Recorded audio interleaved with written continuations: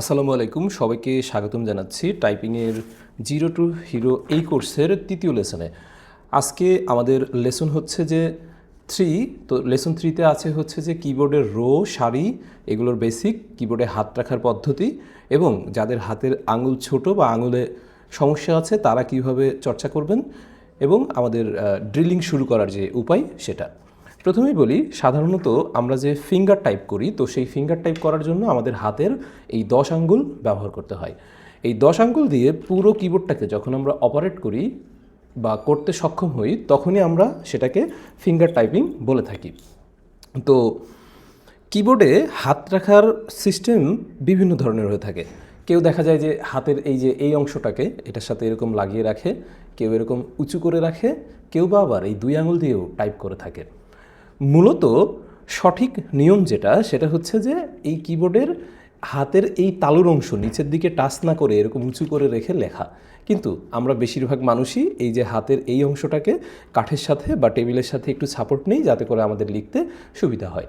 তো সেজন্য যারা এরকম উঁচু করে লিখতে পারবেন তারা তো উঁচু করে লিখবেনই, আর যারা উঁচু করে লিখতে পারবেন না তারা এরকম হচ্ছে যে কাঠের একটু সাপোর্ট নিয়ে, এই যে এরকম একটু সাপোর্ট নিয়ে হাতটাকে রাখতে পারেন। এখন আসেন আমরা কিভাবে হচ্ছে হাত সেট করব সেইটা বলি। এখান থেকে এই আঙুল দিয়ে শুরু হবে এ, এস, ডি, এফ, আর এই আঙুল দিয়ে শুরু হবে হচ্ছে জে, কে, এল, আর এই পাশে হলো কোলন। এই যে আঙুলটা আছে, এই আঙুলটি দিয়ে আমাদের মোট হচ্ছে 1, 2, 3, 4, 5, 6, 7, 8, এই 8টা কি প্রেস করতে হয়। কীরকম? 4, 5, আর T, F G, V B. এই আঙুলটা দিয়েও ঠিক একইভাবে 8টা, 6, 7, Y U, H J, N M. আর বাকি প্রত্যেকটা দিয়ে এই যে এইটা দিয়ে যেমন 4টা, 3 E D C, 2 W S X, 1 Q A Z.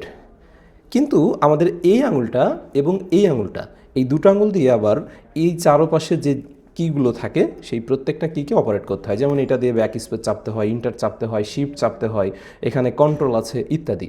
ঠিক একইভাবে এইটা দিয়ে আমরা ট্যাব চাপি, ক্যাপস লক চাপি, শিফট চাপি, কন্ট্রোল চাপি, এগুলা। এখন অনেকেই আছে আঙুল বলেন যে এই আঙুলটা ছোট, বা এই আঙুলটা অনেকেরই দেখা গেল কোনো কারণে প্রাকৃতিক দুর্ঘটনায় হারাতে পারেন, বা এই আঙুলটাতে সমস্যা থাকতে পারে। তখন তারা কি করবেন? তারা হচ্ছে যে এই আঙুল যেটা আছে এই আঙুল দিয়ে অভ্যাস করবেন। বিদেশিরা কিন্তু সাধারণত এরকম 8 আঙুল দিয়েও তারা লিখতে পারে। তারা যখন অভ্যস্ত হয়ে যায় তখন কিন্তু এই আঙুলের কোনো সাপোর্ট ছাড়াই তারা হচ্ছে লেখালেখি করতে পারে। তো সেজন্য আপনার যদি এই আঙুলের সমস্যা থাকে, আপনি এই আঙুলটাকে বাদ দিয়ে যেতে পারেন। এখন আসেন কিবোর্ডের কোন রোটাকে কি বলে সেটা আমরা একটু জানি। প্রথমে এই যে উপরের যে রোটা আছে এইটাকে বলা হয় হচ্ছে ফাংশন কি রো বা ফাংশন রো। তারপরে এটা হচ্ছে নিউমেরিক বা নাম্বার রো। এইটা হলো যে টপ, এটা হলো টপ। মাঝখানেরটা হচ্ছে হোম রো, আর মাঝখানের এই হোম রোর নিচেরটা হচ্ছে লোয়ার, আর সব শেষে যেটা আছে সেটা হচ্ছে স্পেস বার রো।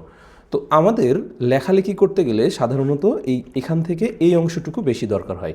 আর উপরের যে নাম্বারগুলো আছে, তারপরে এই যে ফাংশন কি আছে, এগুলো সাধারণত আমাদের খুব বেশি কম দরকার হয়। আর নাম্বার যেগুলো উপরের রো আছে, আমরা উপরের থেকে বেশিরভাগ এই সাইডের থেকে ব্যবহার করে থাকি। তো আমরা প্র্যাকটিস কিভাবে করব বা আঙুলের ড্রিলিংটা কিভাবে করব? আমরা হচ্ছে যে প্রথমে ধরেন এইভাবে হাতটাকে সেট করলাম, ASDF, HJKL।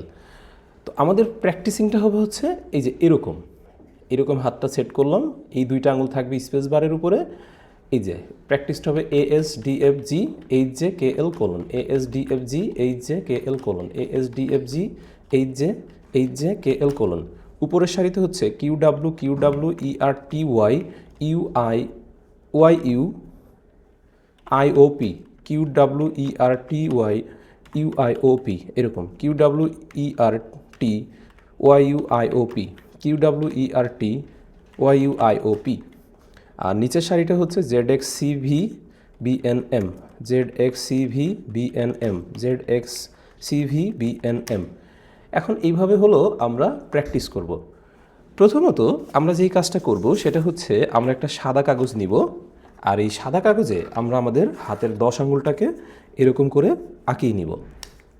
আমি আপনাদেরকে দেখাই। এই যে এরকম করে আমরা 10 আঙুলটাকে আঁকিয়ে নিচ্ছি। যে কোনো একটা সাদা কাগজে।